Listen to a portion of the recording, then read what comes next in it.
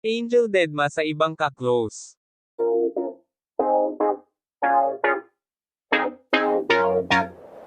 Ang swerte pala ni Dimples Romana at nakakapunta't nakakausap niya ang BFF niyang si Angel Locsin.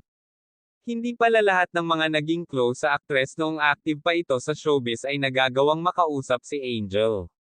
Chika ng isa sa glam team niya noon, may pagkakataon daw na nag-text siya kay Angel para mangumusta dahil ang tagal na niyang hindi nakikita at nakakausap ang misis ni Neil Arce, pero hindi raw nag-reply sa kanya ang aktres.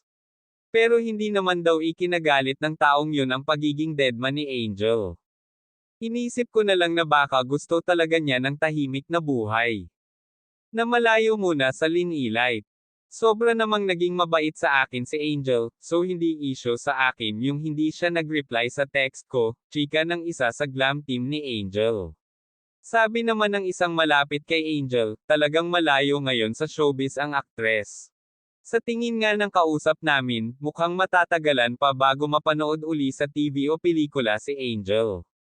At ang fans naman ni Angel na sabik na sa kanya ay happy na rin kapag nagkukwento si Dimple ng tungkol sa kaibigan.